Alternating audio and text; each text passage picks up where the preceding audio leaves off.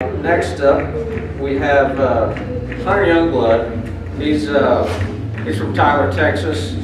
I met him a couple of years ago, maybe a year and a half, 2 years ago. He's got a fascinating story.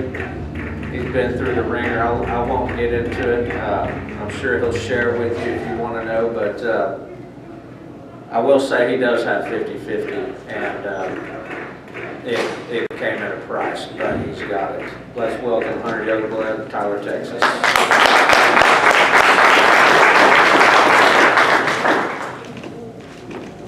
First of all, I want to say that I'm really not a great public speaker, so it's really hard to follow up after Jeremy. At least y'all going to put me after Stewart or somebody else. That's a hard follow-up, but congratulations to you, Jeremy. You did an awesome job tonight. Again, my name is Hunter Youngblood. I'm with Americans for Parental Equality. 4 years ago, I found myself going through a divorce, and again, like Cheryl mentioned earlier, I thought I would find justice. I have 3 daughters, one that is adopted, and I have biological twins. So I stood in front of the court, in front of a judge to adopt my daughter. I held, my hand up and took the oath and all of that, and adopted a daughter. And so I thought when we're going through a divorce that, well, he has done all the right things. He's never run for responsibility. And then I took 100% responsibility, but then I found myself finding that I was at the 4-day month. This drug on for 2 years, over 2 years, and I spent over $230,000 to have 50% custody with my kids. What I found out is that the judge for my wife, he was the biggest contributor to the judge's campaign, and so was the amicus attorney. So all of my fees totaled up over $230,000, came at a big price, but I do have 50-50. Today I want to just share with you, I don't want to get too deep in the story, but today I just want to share with you some positive things that we're doing. So in all of that, I started going to the Capitol. And I started going by myself, time and time again, knocking on legislators' door, and that's how I became in contact with Americans for Parental Equality. One of the chief of staff introduced me to Rustin Wright, which I became connected with Stewart. And I just want to kind of share some of the things that we were doing today. I mean, just recently we set up a booth at the Republican convention. That was a great asset. That we got to meet many of the legislators on a personal basis. And so what we're doing right now is fighting for change here in Texas. As of today, I'll tell you, I got to bring Mark into some of the relationships that I've had. I go down to the Capitol quite a bit. I'm meeting with my legislators there in the district. So they know me on a first name basis. So the 3 things that I can share with you all that we can do today is just, be active with your legislators, be active with your judges. James White mentioned earlier, did you go and interview your judges? After that happened to me, this election cycle, I did. I went and interviewed them. I asked where they stood on shared parenting 50-50. I was able to, the judge that gave me the sentence of paying all of that money, I was actually able to get him defeated this election cycle. Everyone that I know, I told my story and I told it loud. Some of the things that we can do today, I just said, is be active with our legislators. Mark and I today, the legislators that I have contacts with, we went and we had some phenomenal meetings. We were able to meet with Senator Hughes today.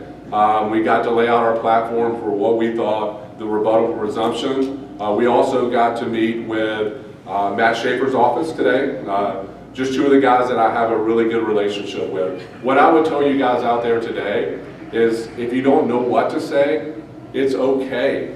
Just go in there, tell them your story, and be very proactive. They are willing to listen. That's what James White mentioned earlier. We can talk to the Sean Theories or the people that are not in our district. The legislators in your district, they actually want to hear from you. I know that the guys in our group do a very good job at that.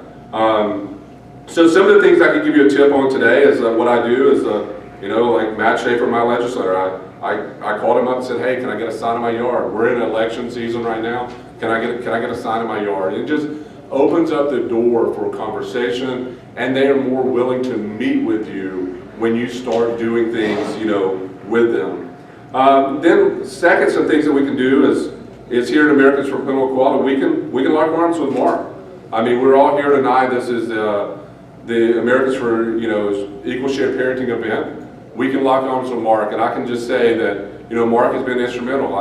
Some of the things where I could give and where I could donate, I do that. I think that Mark is doing a phenomenal job, and I trust him completely that he is doing the right things for us, in Washington, D.C. So I definitely couldn't imagine, all the work and effort that goes into that. So some things that we could do here is support Mark in those endeavors.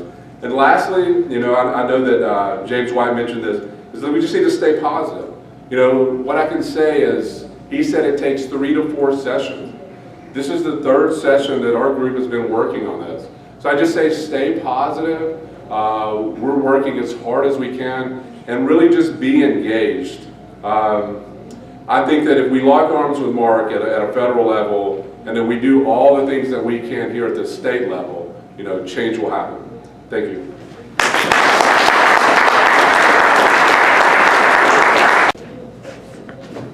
Thank you, Hunter.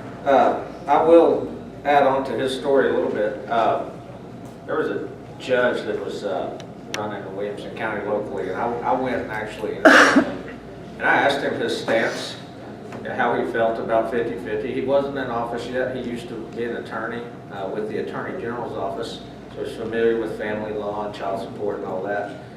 And he said, as a judge, as a candidate for judge, I cannot give you my opinion because that would be biased. But I can tell you that my brother, who lives in California, is going through the same thing that you guys are going through, and I empathize with him. He got elected, and my family law attorney said that he has awarded 50-50 custody in several of the cases. So even if I didn't hear what I wanted to hear from that judge, I still planted a seed in his head. And I hope that my interview with him helped his decision making.